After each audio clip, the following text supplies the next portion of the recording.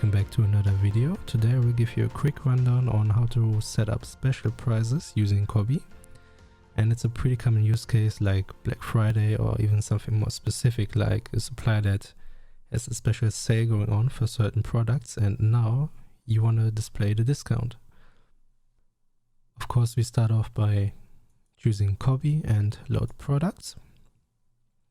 Once everything is loaded, we want to make sure that we use the right products. So in this example, we're going to use the attribute set bags as an example again. Okay, so let me just quickly hide some columns just for visibility.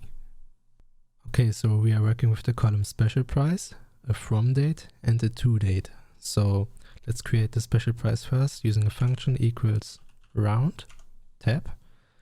Select the original price. And depending on what discount you want to create, let's say we want to use 30% off, multiplied by 0,7 if you're using English, then use comma, semicolon, 0, because we don't work with any decimal places to round to, closing bracket, and hit enter. And now just drag it down like that to extend the function to all the other products. So now we have to specify the time frame for how long the discount should be active. So in the first cell of the from date, pick a random date. Notice that you can't select a range, you can just pick one specific date. So let's say yesterday. Now go to to date and let's say end of the month. And if you try to extend the date, you see that it increases the date with each step.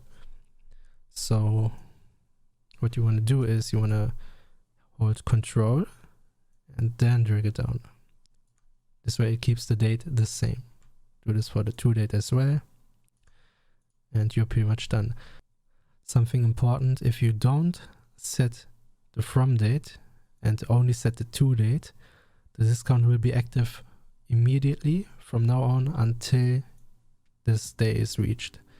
So if you keep this blank and only set this to date, the discount will be active immediately. So just save your products. And if I take a look at this specific item in the storefront, you can see that the special price is active right now.